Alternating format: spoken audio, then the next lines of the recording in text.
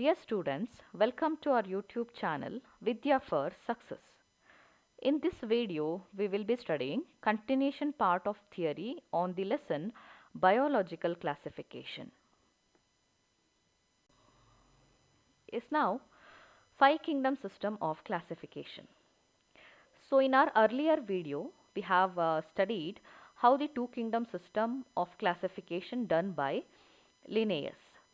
So there he was considered only a few characteristic features among the living organisms to classify them.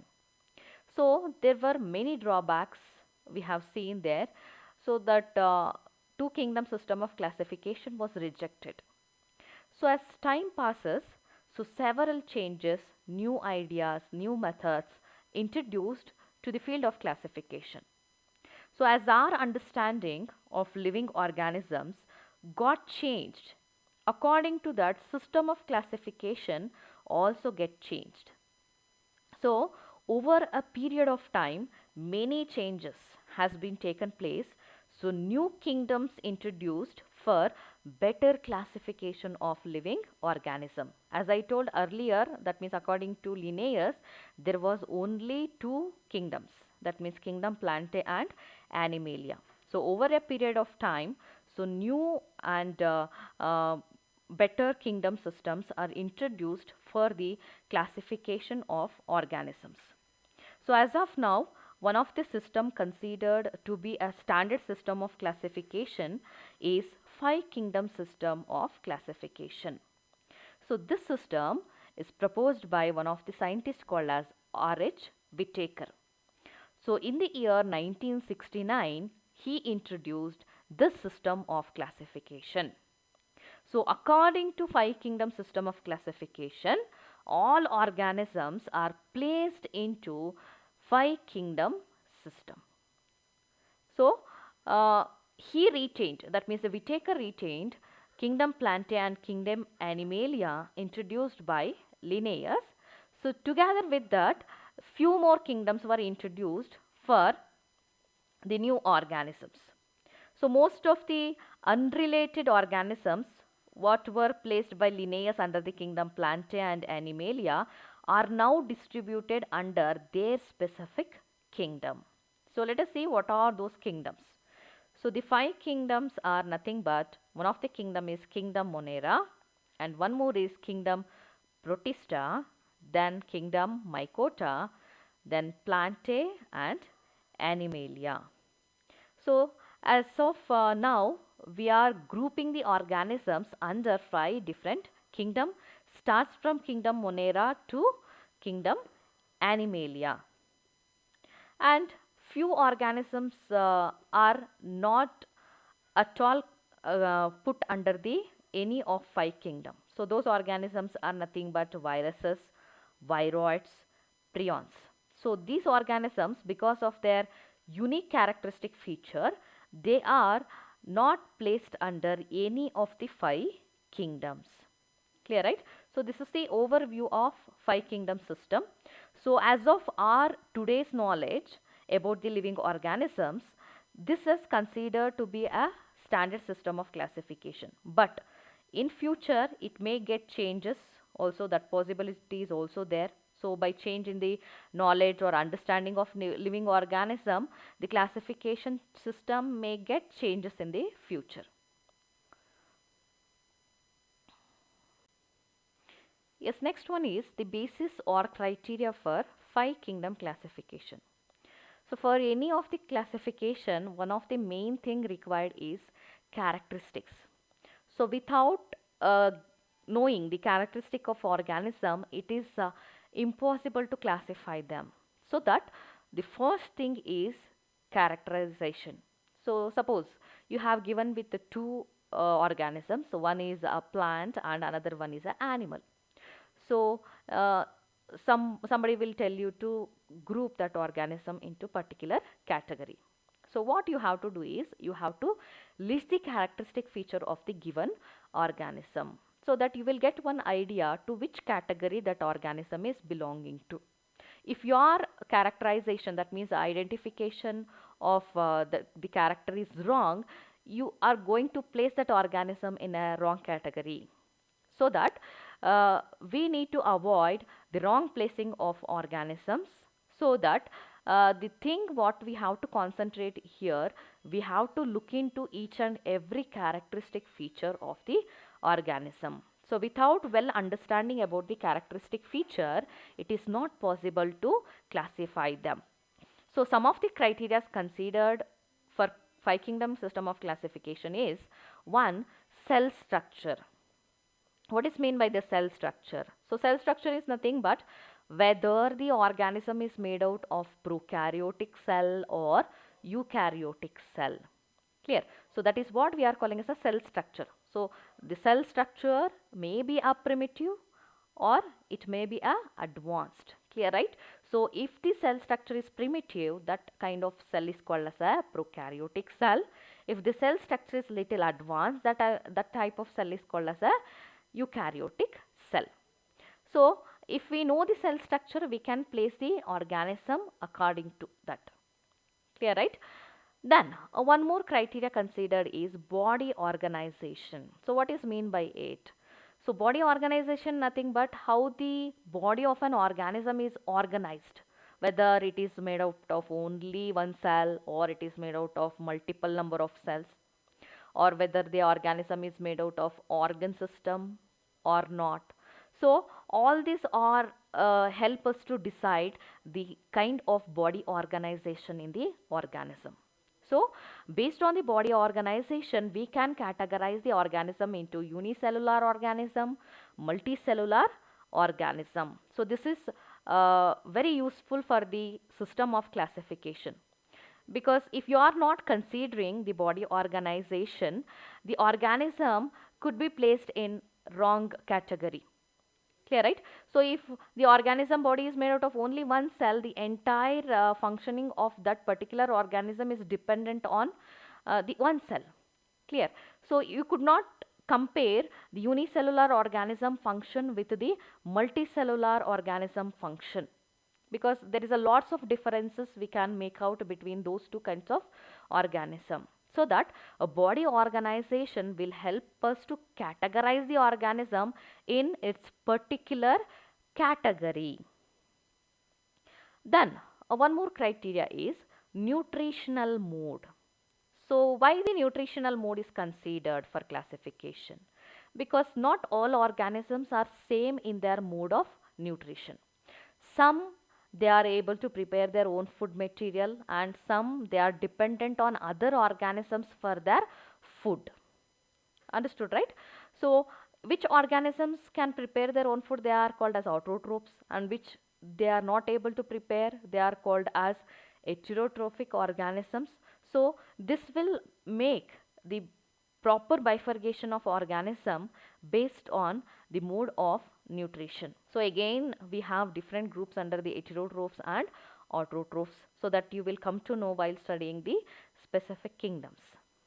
So nutritional mode is also one of the criteria for classification. Then one more is ecological status. So ecological status is nothing but here we can understand what is the status of organism in one particular ecosystem. So if you consider any of the ecosystem, you can see three groups of organisms. So one of the group of organism is a producer. So producer main function ಏನಾಗುತ್ತಪ್ಪ ಅಂತಂದ್ರೆ they are producing their food material. Clear? And one more category of organisms we can see in the ecosystem is consumer. So consumers are always depends on producer for food, because ಯಾಕೆ ಅಂತಂದ್ರೆ consumers are not able to prepare their own food material, so because of that they are dependent on producers.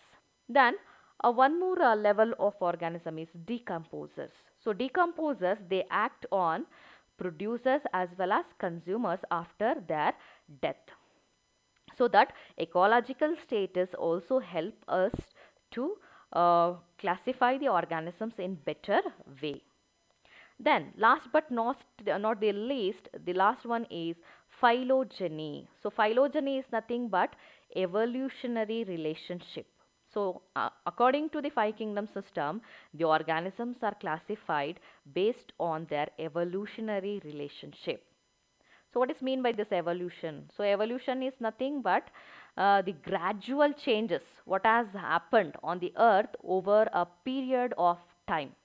So ನಾವು evolution ಬಗ್ಗೆ ಹೇಳ್ತಾ ಇದ್ದೀವಿ ಅಂತ ಅಂದರೆ we will always start the formation of living organisms from simple organisms.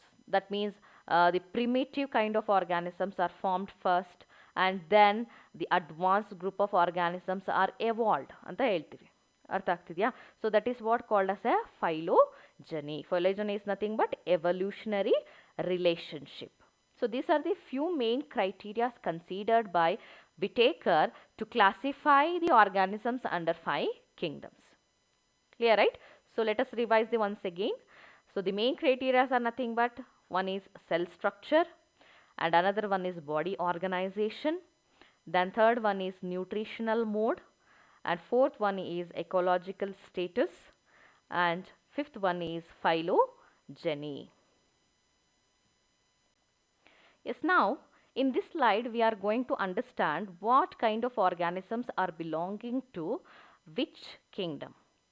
So as we know, five kingdom system consists of five different kingdoms.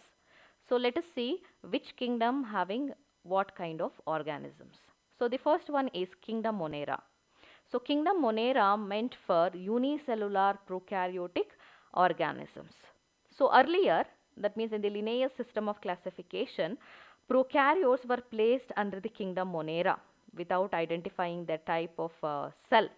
But later on, by identifying the nature of cell structure, these organisms were placed under the separate kingdom, that is kingdom Monera.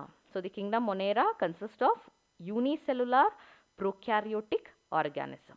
So if you see the schematic of five kingdom system, the Monera occupies the base of classification system because the organism is primitive, their body nature is primitive type, so that they are placed under the base of classification system. So next to the kingdom Monera we have kingdom Protista. So in the kingdom Protista, organisms are unicellular eukaryotic.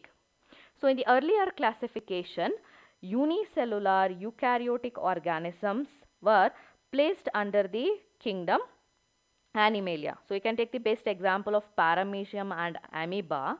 So they were placed earlier under the kingdom Animalia, but later unicellular eukaryotic organisms are placed under the kingdom Protista. Understood? Next, the third kingdom is kingdom Mycota. So kingdom Mycota consists of unicellular and multicellular fungi. So fungi are heterotrophic in their nature and they are saprophytic also. So the heterotrophic saprophytes belongs to the kingdom Mycota. So if you see the schematic representation, so Mycota consists of the fungi. And a fourth one is kingdom Plantae. So kingdom Plantae consists of autotrophic organisms. So all autotrophic eukaryotic organisms belongs to the kingdom Plantae. And one more kingdom is kingdom Animalia. It consists of animals. So here we have multicellular animals, those who are showing holozoic mode of nutrition. So as I told, in heterotrophs there are many types are there. So animals are showing holozoic mode of nutrition. So based on those criteria, was what I told you in the last slide, based on those criteria, the organisms were placed under five different kingdoms. So let us once again revise by looking into the schematic representation. So the base of classification occupied by kingdom Monera, there we have only unicellular prokaryotic organisms, and next to that we have kingdom Protista. Here we have unicellular eukaryotic organisms. The next to that we have kingdom Mycota.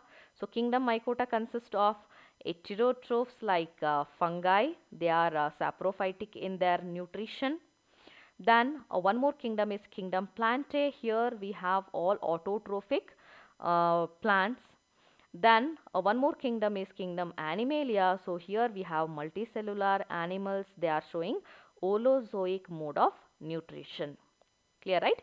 So in the schematic you can easily represent the phylogenetic mode of classification. That means base of the classification occupied by primitive organisms like Monera. Then from the primitive organisms, well developed organisms will form. That means gradually, not all of a sudden, from Monera to Protista. That means prokaryotic organism to eukaryotic organisms, eukaryotic unicellular organisms, then eukaryotic unicellular organisms to eukaryotic multicellular organisms showing different mode of nutrition. Then from heterotrophic mode to autotrophic, that means formation of plants, then formation of higher animals. So like this, according to evolution relationship, the organisms are placed under the five kingdom system. Yes, in this chart, just we can compare the earlier classification with the recent, that means the five kingdom system of classification. So in the earlier classification, there were many errors. So most of the unrelated organisms are placed under their irrespective categories. So now all those corrections have been done.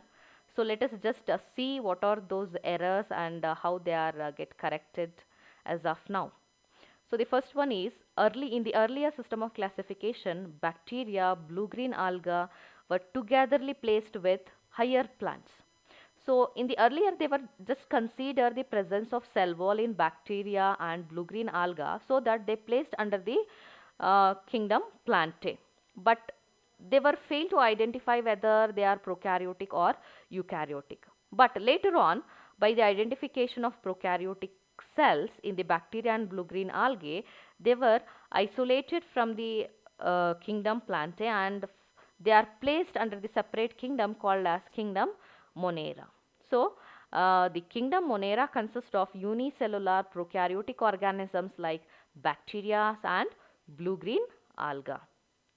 Then the second point is paramecium and amoeba were placed in the kingdom Animalia.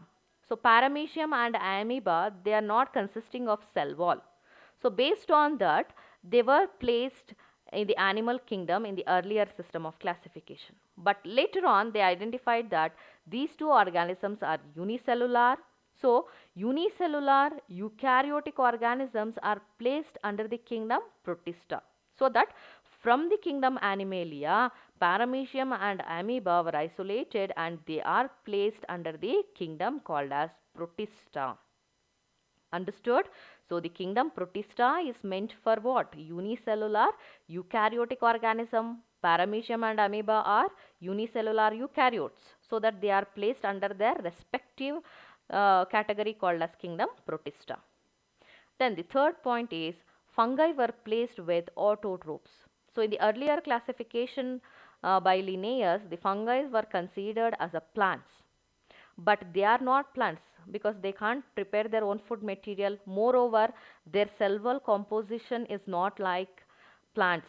So plants having cellulose as a cell wall component, but fungi are having chitin as a cell wall component. So by seeing all these characters in the fungi, so they were isolated from the kingdom Plantae and now they are placed under the separate kingdom called as kingdom Mycota.